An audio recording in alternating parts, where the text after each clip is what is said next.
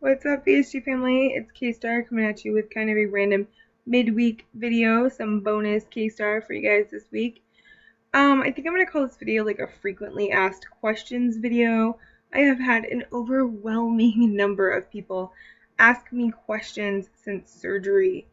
And I know these people probably aren't watching my blogs or else they would have the answers to these questions.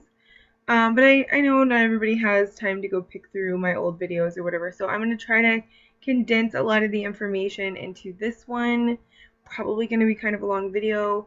But if you're serious about having weight loss surgery, you should be doing a lot of research outside of one person's YouTube channel. So if you can't be bothered to watch a video, you're probably not ready for weight loss surgery. But you know, that's just my humble opinion.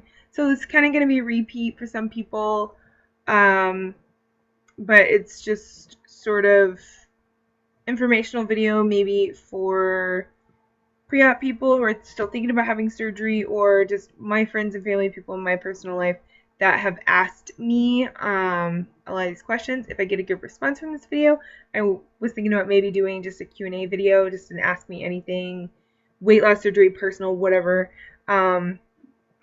Just for fun. VSG Kirk kind of did a video like that recently, and his videos were really fun. So let me know what you guys think about that idea. And yeah, let's get on with it because I have a lot of information and a lot of questions to get answered. First, I want to preface this with kind of a "Are you really ready for weight loss surgery?" monologue. I don't know. I made a video about this a while back, a Thursday Thoughts video about having your moment when you just know that you're ready to make a change. I will link that video down below if you guys want to watch it. But I am a firm believer in that still, that you need to be truly ready to make a change. Like truly, truly ready, because seriously, having this surgery is permanent and your life will change forever in a matter of hours. Like the time that it takes to do the surgery, that's it. That's it. You're done. You're going to make the changes. You're going to be forced to make the changes, whether you're really ready or not. And if you're not really ready, your life is going to be a lot harder than it needs to be. So for people who are thinking about having the surgery, I don't want to scare you off or anything, but just seriously, just know that this is really what you want, and know that you are committed to making the change, because this is the rest of your life. There's no going back. So yeah, there's that. So if I haven't scared the shit out of you yet, I will get on with some of the questions people have asked, and a lot of them are about my surgeon personally, why I chose him, and kind of briefly my experience with him. I had Dr. Thomas Umbach do my surgery. He and Dr. Atkinson are the top two bariatric surgeons here in Las Vegas. Those were the two surgeons that I was looking at. I ultimately chose Dr. Umbach over Atkinson because of the personalized care that I thought I would get. I found out early on that I would probably not meet Dr. Atkinson or his partner, Dr. Song, until day of surgery, and then I probably would never see them again. And I was just not comfortable with that. You know, I'm kind of a vibey person. Like if I get a bad vibe from somebody, I don't really like to be around them.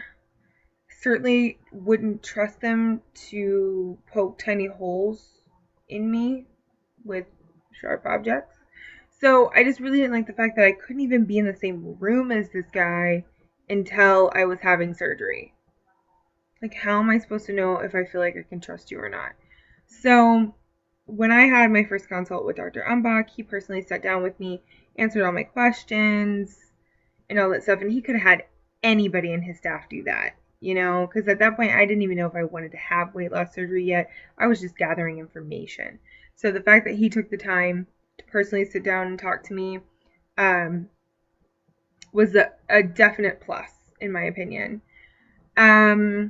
His staff was really nice before surgery and everything, very helpful. I got denied by my insurance company. The two ladies that handle insurance and cash pay clients, kind of worked together to help me out. I was there for like 4 hours the day that happened.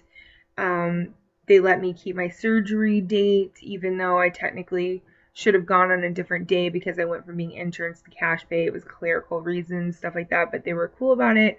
Let me keep my surgery date because I had my mother from out of town flying in for that day already, and all of those things. So they were super helpful and accommodating. They are extremely busy though.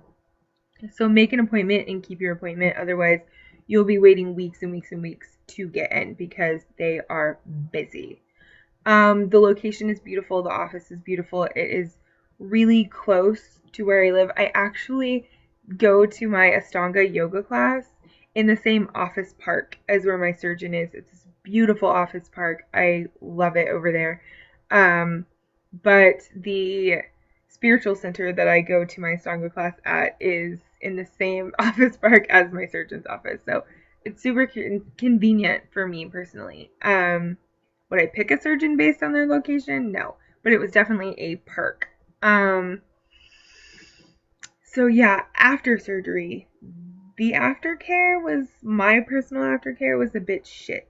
Dr. Ambach did give my mother his cell phone number, which would have been nice if he ever would have answered his phone or called us back, which he never did.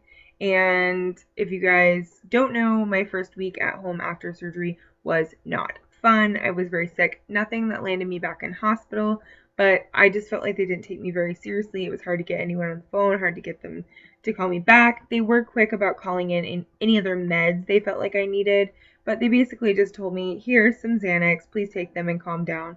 Like, I just really didn't feel like they cared that much, that I wasn't doing super well.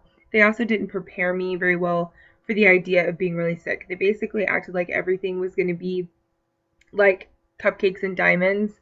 2 days after surgery, I would feel totally fine, and I didn't. And they didn't really seem to care about that. Maybe they would have taken me more seriously if I did actually go back to the hospital. But I never did, and everything ended up being fine, so I guess I don't have too much to complain about. But I just felt like once I paid up and once I was through surgery, they didn't really care anymore. Maybe that was just my experience, but there it is, open and honest. Again, if you want more information on that, go back and watch my 1 week post-op video. I talk about it more extensively. I also had my surgery outpatient. A lot of people stay in hospital overnight, it seems like.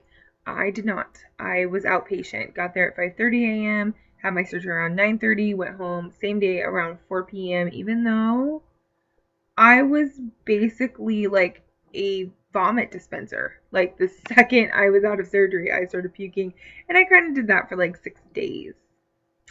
Not fun. But again, nothing that landed me back in the hospital. My surgery went totally fine.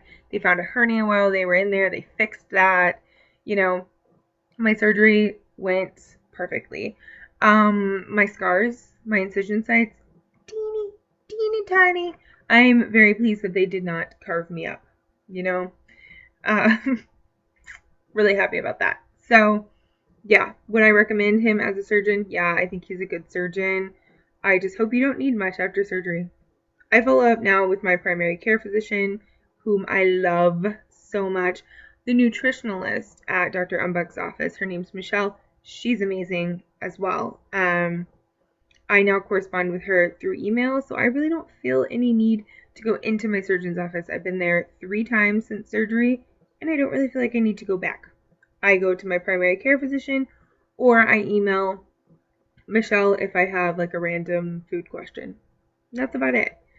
I've had questions about what does my diet look like? What does my exercise look like? What do I eat? How do I track my food? I'm gonna do a what am I eating now video soon-ish. But basically high protein, low carb. That's how I eat. I track everything I eat, but I really focus on protein and carbohydrates. I keep an eye on calories. I have to work really, really hard to be over like 750 calories a day. Like I really have to try. I'm usually between like 600 and 700 calories a day. That seems to be fine for me. Excuse me. And I don't really give a shit about my fat grams or my sodium intake or whatever. I feel like if everything else is on point, that stuff doesn't really matter, and I don't eat very much.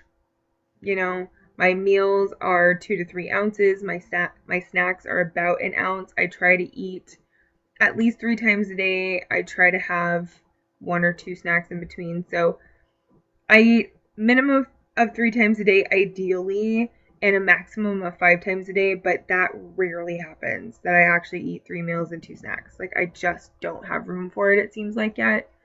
So it's easy for me to keep my calories low and in turn pretty much keep everything else low too. Again, high protein, low carb, but I do feel like I eat more fruits and vegetables than other weight loss surgery patients. But I eat those as snacks, and my meals consist mainly of protein. So if not solely of protein. So yeah, that's my diet. Exercise, pretty much just yoga. I do yoga every single day. Sometimes I do it more than others. Like tonight, I practiced for about 45 minutes. Some days I practice for like 2.5 hours. Some days only for 20 minutes. Just really whatever I have time for. But I do it pretty much daily. I rarely don't do it at all. If I do, it's only like once or twice a week that I skip a day. I definitely don't go like more. I don't think since I've started that I've gone 2 consecutive days without doing something yoga related. I did recently go to the gym and lift weights. I'm going to talk about that in my Tuesday video. I really don't think it's necessary at this point. I think yoga is enough because I'm learning to lift my own body weight. I weigh 230 pounds right now. Can you lift 230 pounds? I can't.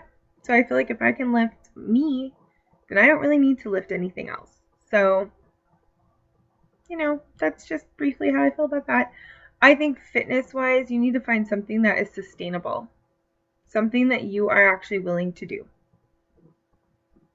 So if you're not willing to go to the gym, if you're not willing to run, you need to find something that you're going to be willing to do. For me, it happens to be yoga. That's something I can commit to. It doesn't feel like working out to me. It feels amazing to me. It feels like what I am supposed to be doing with my body. So that's what I do. Some people run, some people swim, some people lift weights. Some people maybe don't do anything, and I definitely don't recommend that. Because that kind of leads me up to my next thing that people ask me a lot. Skin. Do I have loose skin? Yes, I do. Does it bother me? A little bit. My arms. We've got this. We've got this. They're getting better, though. They really are getting better. I didn't think that they would, but, most days I look at them and I'm like, yeesh, that's not nice. But lately I've been noticing that, I think they might be okay eventually. I mean, I'm always going to have some loose skin, but most women do, my thighs are, they're getting like this. They're a little loose. I didn't expect that. I don't know why. I've always had big thighs and stuff. So, when I have days where it bugs me more than others. The other day it was bugging me a lot. I felt huge the other day. I'd gone to that stupid fucking gym with mirrors everywhere, and I just felt like I looked enormous. Like, oh my god. So that day I felt like that next day I felt really bad about how my body looked, and I told my boyfriend I felt like a deflated bouncy house. Is it that bad? No. But I was feeling a bit shit about myself that day, so, don't love the extra skin idea, but hey, there's always plastics, right? It's a small price to pay, in my opinion, to be a healthy person and to have all the options that weight loss can give you. So it's whatever with the skin at this point. It's going to happen, and I'm going to deal with it as it comes. The question I get more than anything, though, is do you miss eating? No. Do I miss food? No. You know why? Because those things didn't go anywhere.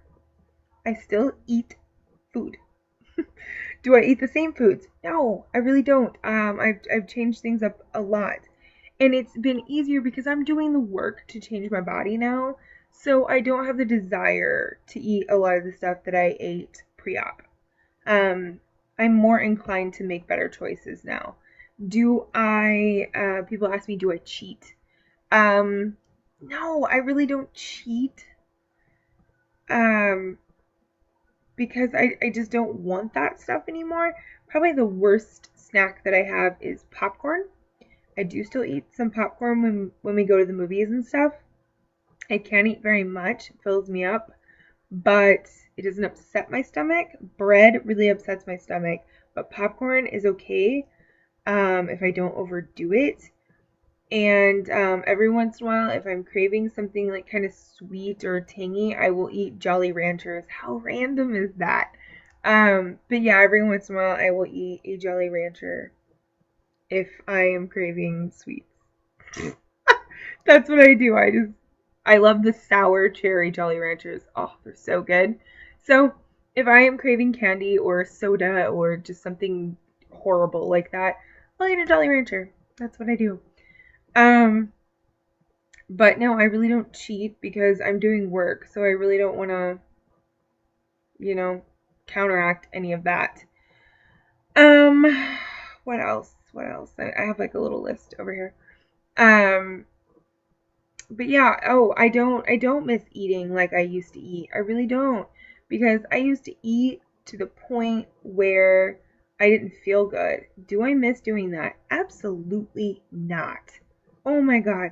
We had a potluck I don't know, last weekend or something at work. And